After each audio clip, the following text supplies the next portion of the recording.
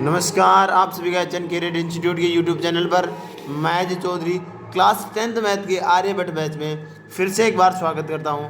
I hope आप लोग काफ़ी बढ़िया हैं और आपकी पढ़ाई भी बढ़िया और मस्त तरीके से चल रही होगी। तो आज हम प्रश्नावली हमारी 5वीं की हम एक्सरसाइज 5.1 को करने वाले हैं, यानी प्रश्नावली 5.1 को हमें करने वाले हैं। हमने 5वीं प्रश्नावली में जो बेसिक बातें थी जो हम पढ़ने जा रहे हैं वो सारी बातें मैंने आपको बता दी। हम इसके अंदर क्या पढ़ने वाले हैं, ठीक है। यानी कि हमारी 5वीं प्रश्नावली का नाम क्या है? समांतर श्रेणी, ठीक है। समांतर श्रेणी के बारे में हमें एक तो व्यापक रूप देखा था हमने, समांतर श्रेणी क्या होती है वो हमने देखा था। उसके बाद में हमने देखा प्रथम पद सार व अंतर क्या होता है। उसके बाद में देखा हमने एन व पद कैसे ज्ञात किया जाता है। फिर हमने देखा था कि एन पदों का योगफल क्या होता है। ऐसे करके हमने पूरे चैप्टर के हमने बेसिक्स हमने बारे में हमने पढ़ लिया था। तो आज हम उसकी एक्सरसाइज 5.1 को करने वाले हैं। देखो क्वेश्चन नंबर फर्स्ट क्या कह रहा है कि निम्नलिखित स्थितियों में से किन स्थितियों में संबंधित संख्याओं की सूची एपी है या है तो क्यों। एपी का मतलब क्या कह रहे हैं? समांतर श्रेणी। कल आपको बताया था हम एपी को समांतर श्रेणी को हम क्या लिखेंगे? एपी लिखेंगे, ठीक है। देखो यहाँ से पहला क्वेश्चन कह रहा है कि प्रत्येक किलोमीटर के बाद एक टैक्सी का किराया आपको बताया हुआ है, जबकि प्रथम किलोमीटर के लिए फिक्स है कि 15 रुपये लगेंगे 1 किलोमीटर के लिए, प्रथम 1 किलोमीटर के लिए। उसके बाद में यानी प्रत्येक अतिरिक्त किलोमीटर के लिए 8 रुपये और लगेंगे। तो बताओ क्या ये समांतर श्रेणी है या नहीं है, ये आपको इसमें बताना है। तो इसका सॉल्यूशन देखो, हमें क्या कहा है कि प्रथम 1 किलोमीटर के लिए, प्रथम 1 किलोमीटर के लिए कितना किराया? 15 रुपये लगेगा। उसके बाद में आप इसके अतिरिक्त जो भी किलोमीटर तय करोगे उसके लिए 8 रुपये लगेगा। तो मैं ये बोलूँ कि प्रथम यानी 1 किलोमीटर के आपके लिए ये लग गया। अगर 2 किलोमीटर की बात करें तब कितना लगेगा? 15 रुपये तो फिक्स है ही, प्लस 8 रुपये और ऐड हो जाएगा। तो कितने रुपए हो जाएंगे हमारे पास में? ये 15 और 8 23 रुपये, ठीक है। क्या हो जाएंगे? 23 रुपये, परसेंटेज नहीं। उसके बाद में मान लो अगर 3 किलोमीटर चलना हो तो 15 रुपये तो फिक्स है। उसके बाद में 8 रुपये और उसके बाद में 1 किलोमीटर और चलेंगे तो फिर 8 रुपये। तो कितने रुपये हो जाएंगे? 8 8 16 और 15 31 रुपये, ठीक है। ऐसे ही चलते रहेंगे। तो ये हमारे पास श्रेणी क्या बनी है? 15 23 और 31 डैश डैश ऐसे आगे चलते रहे। अगर और किलोमीटर आगे चलेंगे और इसमें 8 रुपये ऐड हो जाएंगे। यही बात है सर, यही है। बताओ ये एक श्रेणी बन गई। अब आपको बताने की ये श्रेणी क्या ये समांतर श्रेणी है या नहीं है। तो समांतर श्रेणी के लिए मैंने आपको पहले कंडीशन हमने बताई थी कि समांतर श्रेणी की परिभाषा क्या होती है, वहीं से हमारे आंसर मिल जाएगा। समांतर श्रेणी ये बोलती है कि दो संख्याओं के बीच का अंतर है वो क्या होना चाहिए? सेम होना चाहिए। या हम कह रहे थे कि किसी भी संख्या के यानी कि कोई भी श्रेणी में सेम संख्या जुड़नी चाहिए, एक निश्चित संख्या जुड़ने पे वो श्रेणी बननी चाहिए। देखो यहाँ पे इन दोनों का अंतर कितना है चेक करो आप। 23 माइनस अगर आप 15 करोगे तो कितने बचेंगे आपके पास में? 8। यानी इन दोनों का अंतर कितना है? 8। ऐसे इन दोनों का अंतर चेक करो, वो भी कितना है? 8। इसका मतलब अंतर क्या आ रहा है? सेम आ रहा है। यानी अंतर क्या आ रहा है आपके पास में? समान आ रहा है। इसका मतलब ये क्या है? समांतर श्रेणी है। तो हम ये पूछा गया समांतर श्रेणी है या नहीं है, तो हम बोल देंगे यहाँ पे ये एपी है। ये एपी है या नहीं है? हमने चेक भी कर लिया कि हाँ वास्तव में ये श्रेणी क्या है? एपी है। तो आपको इसको लिखना कैसे है वो देख लेंगे कि ये जो प्रथम 1 किलोमीटर थे उसे प्रथम पद मानेंगे। क्या मानेंगे? इसे A1 कितना भी हो सकता है, यानी कहीं से भी स्टार्ट की जा सकती है। मैंने ये बात बताई थी आपको, एपी कहीं से भी स्टार्ट हो सकती है। ये 1 से भी स्टार्ट हो सकती है, ये 10 से भी स्टार्ट हो सकती है, ये 100 से भी स्टार्ट हो सकती है। कहीं से भी एपी स्टार्ट हो सकती है, लेकिन उसके बाद में उसमें सेम संख्या जोड़ने पे वो संख्या बननी चाहिए। या हम बोले कि उसका अंतर क्या होना चाहिए? सेम होना चाहिए आगे वाले पदों में। तो यानी A1 क्या है? 1 किलोमीटर है। यानी प्रथम हमारा क्या है? 1 किलोमीटर क्या है? 15 रुपये। ऐसे A2 द्वितीय पद यानी 2 किलोमीटर के लिए क्या हो जाएगा, 15 + 8 बराबर 23 रुपये। अगर बात करते हैं तृतीय के लिए A3 यानी 3 किलोमीटर के लिए, तो वो क्या हो जाएगा, 15 + 8 8 + 8 बराबर 21। तो हमारे पास में जो श्रेणी बनी वो क्या बनी हमारे पास में, हम यहाँ पे लिखेंगे श्रेणी 15, 23 और 31 डेज ये हमारे पास में श्रेणी आएगी। उसके बाद में आपको सार्वंतर निकालना है। सार्वंतर क्या होता है, डी कैसे निकाला जाता है, द्वितीय पद माइनस प्रथम पद या तृतीय पद माइनस द्वितीय पद। आपको 2 बार चेकआउट करना है कि क्या दोनों में अंतर सेम है। जैसे यहाँ पे हमने दोनों में अंतर सेम किया है, वैसे आपको अंतर चेक करना है क्या दोनों में अंतर सेम है नहीं है। तो ये द्वितीय पद है, ये प्रथम पद है, ये तृतीय पद है, तो द्वितीय पद माइनस प्रथम पद या तृतीय पद माइनस द्वितीय पद। तो डी हम निकालेंगे, डी क्या है, सार्वय अंतर। तो A2 माइनस A1 23 माइनस का 15 बराबर 8। ऐसे हम क्या निकालेंगे, डी फिर निकालेंगे, तो वो डी क्या आएगा, A3 माइनस A2 यानी 31 माइनस का 23 बराबर 8। दोनों हमारे पास क्या आ गया, सेम आ गया, बराबर आ गया। तो हम बोलेंगे क्या कि दोनों पद अगर बराबर हैं, अतः है दी गई जो हमें समस्या है या दी गई जो भी हमारी इक्वेशन है वो क्या स्थिति AP है। अतः है यह AP है, अतः है यह AP है।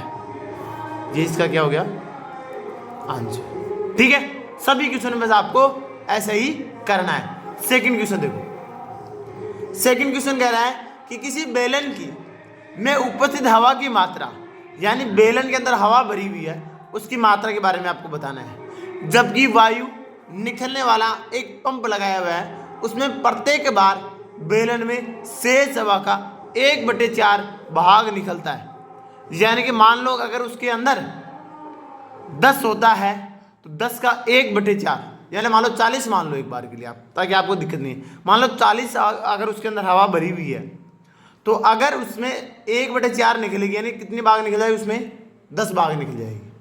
ठीक है, क्योंकि 40 का 1/4 भाग क्या होता है, 10 होता है। तो यानी कि कहना क्या है, अब बाकी हवा शेष कितनी बचेगी, 30। फिर 30 का 1/4 भाग निकलेगा। यानी कि आपको ये बताना है, ये क्वेश्चन ये कह रहा है कि शेष हवा का 1/4 भाग निकल रही है हर बार, तो वो क्या AP बनाती है या नहीं बनाती है। देखो एक बार के लिए आपको समझने के लिए कि एक हमारे पास ये बेलन है, ठीक है, इसके अंदर हवा भरी हुई है। हवा भरी हुई है इसका मतलब ये इसके अंदर क्या है, आयतन। क्या होता है ये, आयतन। आयतन किसे कहते हैं कि किसी भी डायग्राम में अंदर या मान लो किसी भी आकृति के, ये हमेशा आयतन किस में होता है, 3D के अंदर होता है। ठीक है, आयतन में, आयतन किस में होता है, जैसे बेलन के अंदर घन, घनाभ, शंकु, इनमें क्या होता है, आयतन भरा जाता है। जो जितनी मात्रा उसमें भरी जाती है उसे क्या कहते हैं, आयतन कहते हैं उसका। तो बेलन के अंदर हवा भरी गई है, इसका मतलब ये बेलन का क्या है, आयतन है।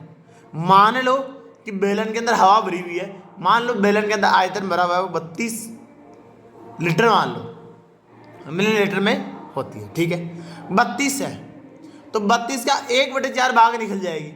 तो 1/4 भाग निकलने का मतलब कितना होगा, 32 का 1/4 बताओ कितना होगा, 9 4 से काट दो, कितनी बार कटा, 8 6 32, यानी कि 8 भाग निकल जाएगी। सही है, यानी पहले 32 थी, उसके बाद में उसका 1/4 भाग निकल गया, यानी 8 भाग निकल गया। यानी अब 32 - 8 करो, तो 32 में जब 8 माइनस करेंगे तो कितना बच जाएगा हमारे पास में, 24। कितना बच जाएगा, 24। ठीक है, फिर अब शेष हवा कितनी बच गई, 24। फिर 24 का 1/4 भाग निकालो, 24 का 1/4 भाग निकालेंगे, तो 1/4 भाग निकालेंगे तो कितनी बार कट जाए, 6 चौका 24, यानी 6 फिर हवा निकल जाएगी। तो 24 में 6 फिर माइनस करेंगे तो कितने बचेंगे, 18। सही है नहीं, इसका मतलब ये हमारे पास रहनी होगी 32 24 18। सही है, देखो इधर इन दोनों का अंतर बताओ कितना है। अब हमें तो अंदर चेक करना, तो ऐसे ही बार बार निकलती रहती है हवा। ठीक है, बताओ यहाँ पे इन दोनों का अंतर कितना होगा, 32 माइनस 24 करेंगे तो ये कितना बच जाएगा, 8। कितना आ जाएगा, 8। ऐसे इन दोनों में अंतर चेक करो कितना रहेगा, 24 माइनस 18 करो तो कितना रह जाएगा, 6। यानी इसका अंतर कितना है, 6। क्या बताओ दोनों का अंतर सेम है क्या, नहीं है। तो क्या ये एपी होगी, नहीं होगी। क्या एपी होगी क्या, नहीं होगी। समझ में आ गई कि शेष भाग का 1/4, हम शेष भाग का 1/4 भाग हर बार निकाल रहे हैं। पहले 32 दी, 32 की 1/4 भाग निकाले मतलब 8 हवा निकली है, तो मतलब शेष हवा कितनी रहेगी, 24। 24 का फिर 1/4 भाग निकालेंगे तो कितनी निकल जाएगी, 6। तो 6 निकाल तो फिर कितनी रहेगी, 18। इसका मतलब पहले 32 थी, फिर 24 होगी, फिर 18 होगी, ऐसे फिर 18 का अगर आप लोग 1/4 भाग फिर ऐसे आप लोग निकालते रहोगे, अंतर अलग अलग आ रहा है। इसका मतलब ये भी नहीं है, ये भी है या नहीं है सर, ये भी नहीं है, क्योंकि इनका सार अंतर क्या है, अलग अलग है।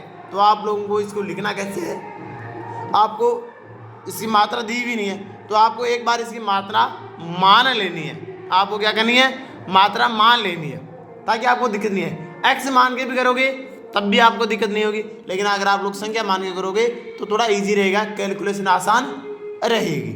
ठीक है, तो मैं मानता हूं, यहाँ पे माना कि सिलेंडर के अंदर भरी क्या जाएगी, आयतन होगा। तो मैं माना कि बेलन का आयतन बराबर हम मान लेते हैं 32। कितना है, 32 मिलीलीटर है। ठीक है, हमने मान लिया। अगर हम 32 का 1/4 भाग निकालेंगे तो 32 का 1/4 भाग यानी ये पहला पद, टोटल मात्रा वो क्या होगी, पहला पद। तो यहाँ से हमारा A1 कितना हो जाएगा, 32। A2 के लिए क्या कह रहा है कि 1/4 भाग हवा निकल जाएगी, फिर से हवा कितने बच जाएगी बताओ। तो हम 32 का 1/4 भाग निकालेंगे तो 32 का 1/4 यानी एक गुणा कर देंगे 1/4 को, कितना आ जाएगा, 8। कितना आ जाएगा, 8। तो हम 32 में से 8 माइनस करेंगे सेकंड भाग के लिए। तो हम 32 में से जब 8 माइनस करेंगे तो कितना आ जाएगा हमारे पास में, 24। तो A2 का मान हमारे पास कितना आ गया, 24। ऐसे ही फिर 24 का 1/8 भाग निकालेंगे। ठीक है, तो 24 का 1/4 भाग निकालेंगे तो कितना आ जाएगा, 6।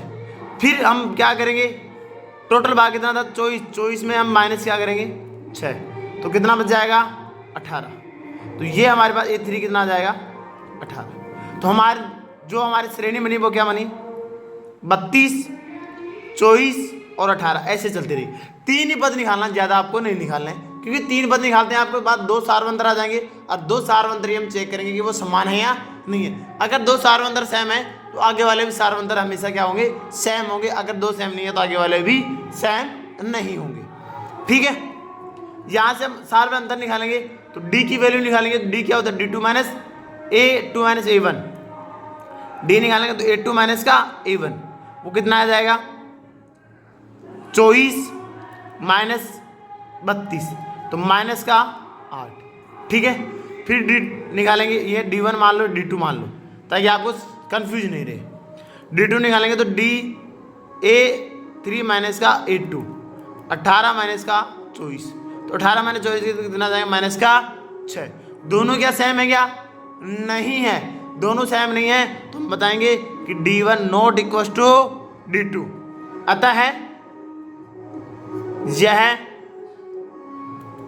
AP नहीं है। ठीक है, एग्जाम में आपको ऐसे ही करना है। ठीक, चलो नेक्स्ट क्वेश्चन देखते हैं। नेक्स्ट हमें क्वेश्चन दिया गया है कि प्रत्येक मीटर की खुदाई के बाद एक कुएं खोदने में आई लागत, ठीक है, जबकि प्रथम मीटर खोदने के लिए लागत 150 रुपये है और बाद में प्रत्येक मीटर की खुदाई के लिए 50 रुपये बढ़ाए जाते हैं। यानी प्रथम 1 मीटर खोदेंगे, पहली बार 1 मीटर खोदेंगे तो 150 रुपये लगेंगे। उसके बाद में आप उसके अतिरिक्त जो भी मीटर खुदाओगे तो प्रत्येक मीटर के लिए आपके 50 रुपये एक्स्ट्रा लगेंगे। ठीक है, चलो देखो यहाँ से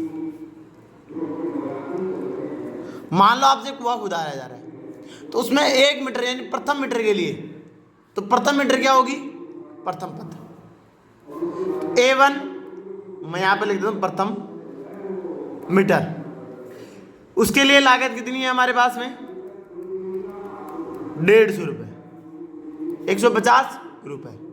अगर हम बात करें 2 मीटर खुदाएं, यानी कि A2 2 मीटर की बात करें तो 2 मीटर के लिए कितना हो जाएगा, 150 प्लस 50 एक्स्ट्रा लगेंगे तो कितने हो जाएंगे, 200 रुपये।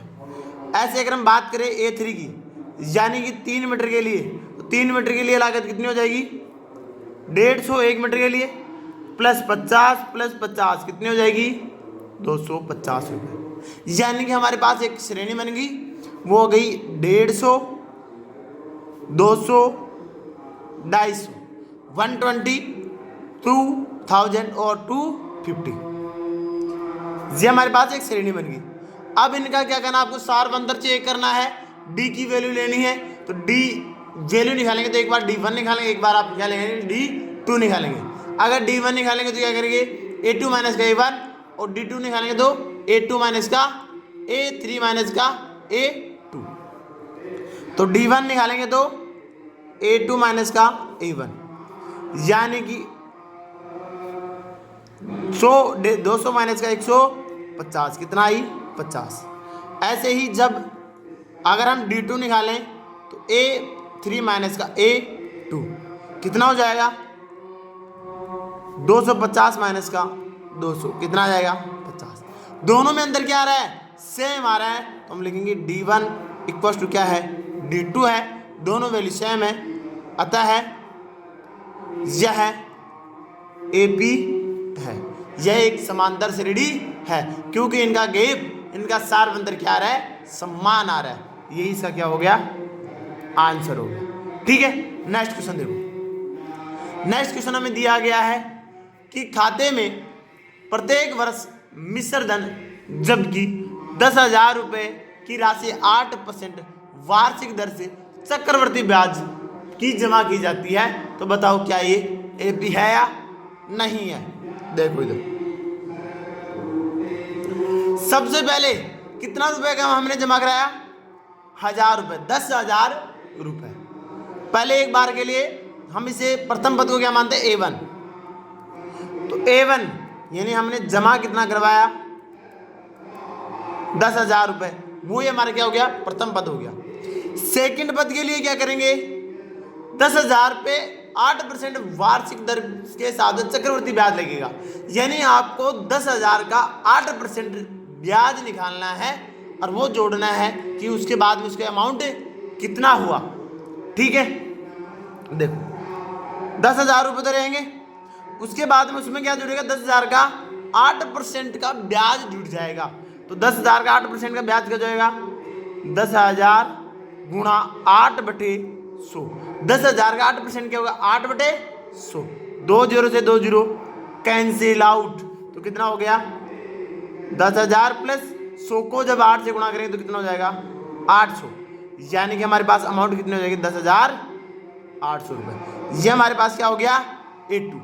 अगर हम A3 की बात निकालें तो वो क्या होगा, जो हमारे पास 10,800 रुपये है वो तो ऑलरेडी जमा है, ठीक है, उसका 8% यानी कि 10,800 रुपये का 8% निकालना, तो 8/100।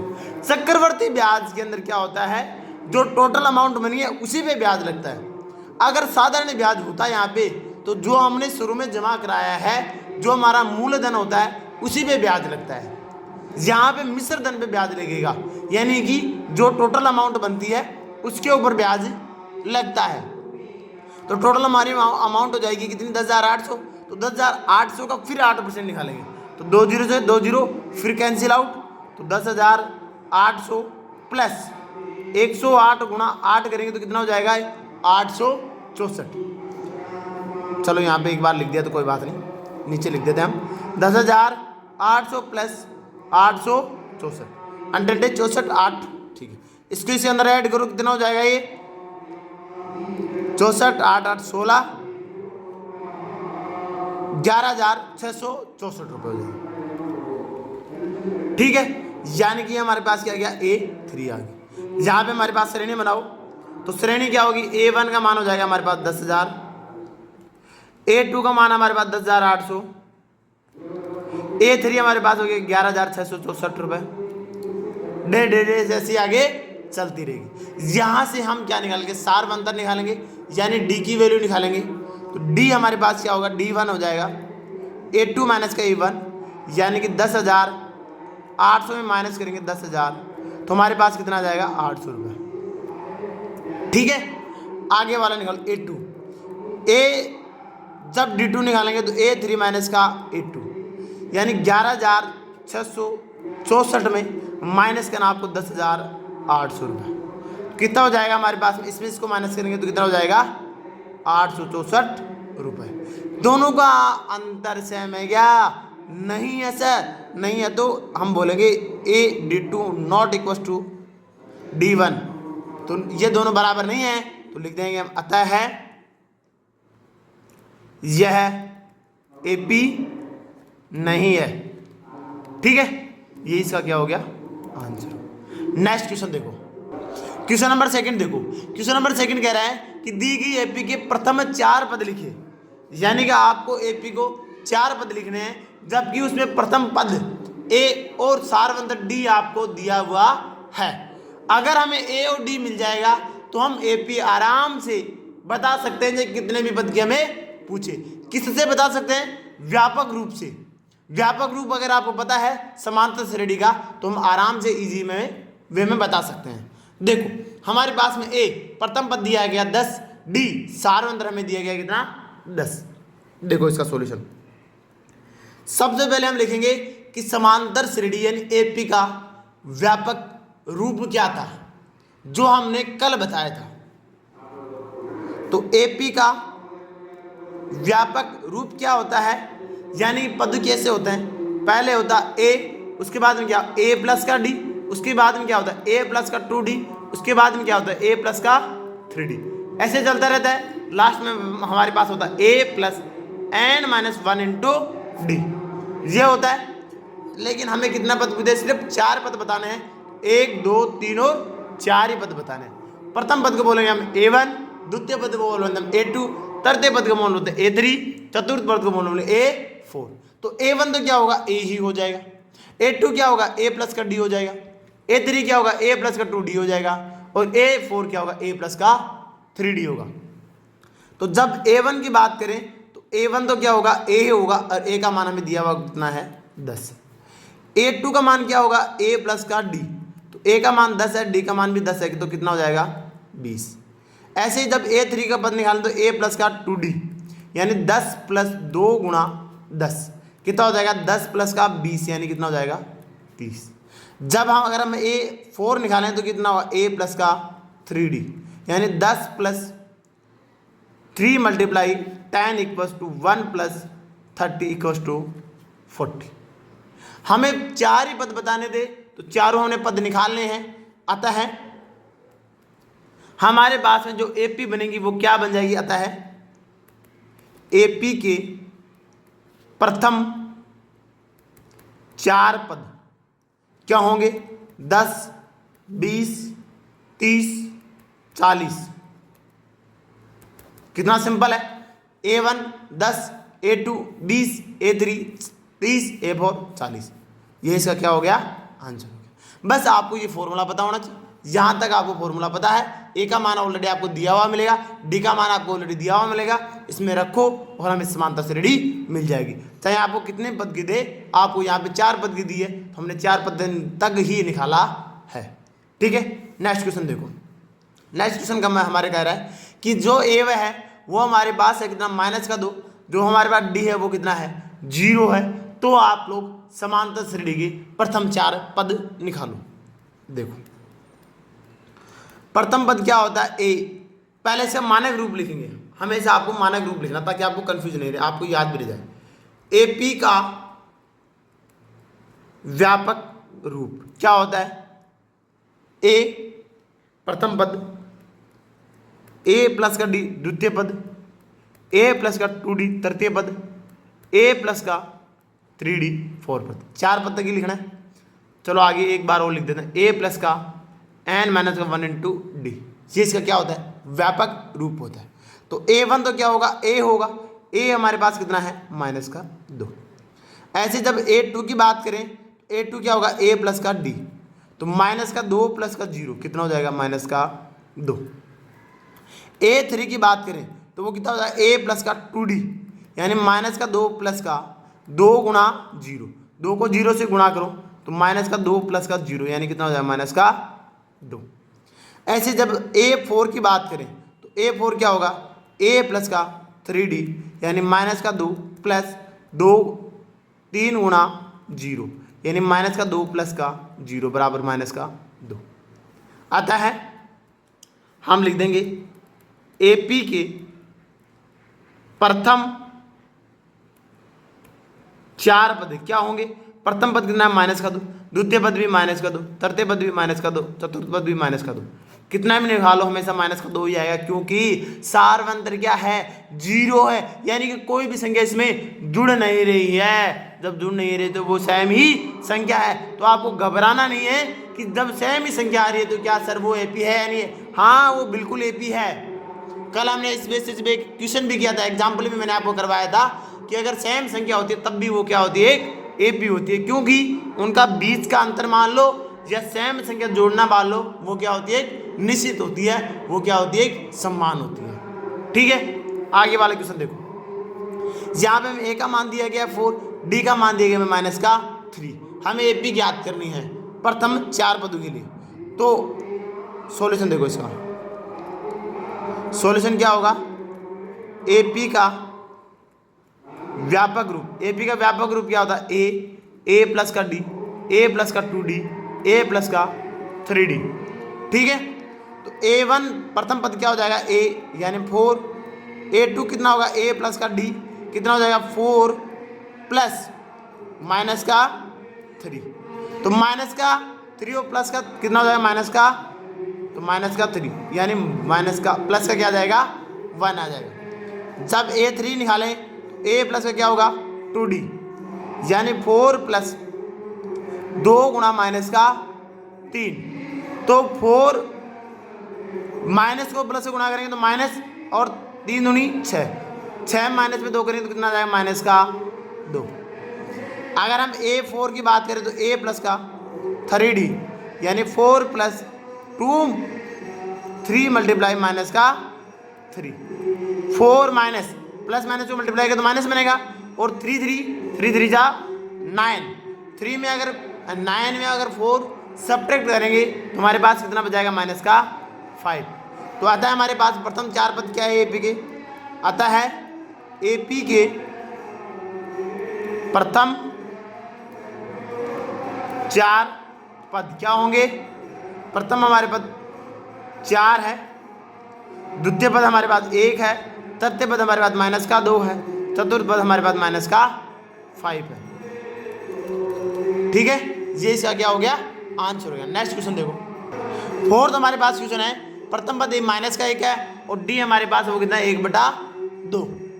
ठीक है, देखो इसका सॉल्यूशन हम बोलेंगे कि AP का व्यापक रूप क्या होगा, A प्लस का D, A प्लस का 2D, A प्लस का 3D। तो A यानी प्रथम पद हमारे पास A होगा, कितना हो जाएगा, माइनस का 1। द्वितीय पद हमारे पास क्या होगा, A प्लस का D, यानी माइनस का 1 प्लस 1/2। माइनस के 1 में अगर प्लस का 1/2 जोड़ेंगे, अगर आपको नहीं आता है तो आप इसका एलसीएम लेके जोड़ सकते हो। मैं आपको एक बार एलसीएम लेके दिखा देता हूँ, वैसे आप लोग डायरेक्ट भी कर सकते हो। 1 में अगर 1/2 यानी आधा कम करेंगे तो कितना बचाएगा, 1 बच जाएगा, वो भी इसका माइनस का। यहाँ पे कितना लघुत्तम 1 आए तो इसका लघुत्तम कितना आएगा, 2। 1 में 1 2 का भाग कितने बार जाएगा, 2 बार। 2 को 1 से गुणा करेंगे 2 माइनस का 2 में 2 का भाग देंगे 1 बार जाएगा, 1 को 1 से गुणा करेंगे 1, माइनस के 2 में प्लस का 1 जाएगा तो कितना बचेगा, माइनस का 1/2। यानी द्वितीय पद हमारे पास कितना आ गया, माइनस का 1/2। तृतीय पद देखना, तृतीय पद क्या होता है, A प्लस का 2D, यानी माइनस का 1 प्लस 2 गुणा 1/2। 2 गुणा 1/2 कितना हो जाएगा, 2/2, यानी 2/2 यानी 1, माइनस का 1 प्लस 2/2, ऊपर वाले पद से गुणा होता है।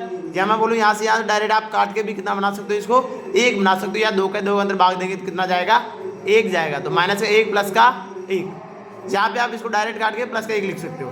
तो माइनस का 1 प्लस का 1 कितना होगा 0। तो तरते पद हमारे पास क्या आ गया 0। चतुर्थ पद देखो a प्लस का 3d, तो माइनस का 1 प्लस 3 गुणा 1/2, तो कितना हो जाएगा माइनस का 1 प्लस इसको इससे गुणा करेंगे तो कितना हो जाएगा 3/2। यहाँ पे नीचे संख्या नहीं दी गई तो इसके नीचे हम कितना मान लेंगे 1 मान लेंगे। तो यहाँ पे हमारे पास लघुत्तम कितना आ जाएगा 2 आ जाएगा। तो माइनस का 2 प्लस का 3, यानी कि प्लस के 3 में माइनस का 2 जाएगा तो कितना हो जाएगा प्लस का 1/2, यानी चतुर्थ पद हमारे पास कितना आ गया प्लस का 1/2। अतः है एपी के प्रथम 4 पद क्या होंगे माइनस का 1, माइनस का 1/2, 0 और 1/2। ठीक है, नेक्स्ट क्वेश्चन देखो। नेक्स्ट क्वेश्चन हमारे पास है ए का मान हमें दिया गया है माइनस का 1.25 और डी का मान दिया गया माइनस का 0.25। ये क्वेश्चन आपके लिए होमवर्क के लिए क्वेश्चन है। इस क्वेश्चन का आप लोग निकाल के एपी आप लोग कमेंट सेक्शन में जरूर कमेंट करना। अगर आपको क्लास अच्छी लग रही हो तो प्लीज़ लाइक और शेयर करना। अगर क्लास आपको कैसी लगी वो भी व्यू आप लोग कमेंट सेक्शन में जरूर बता सकते क्लास आपको कैसी लगी। ठीक है, थैंक यू।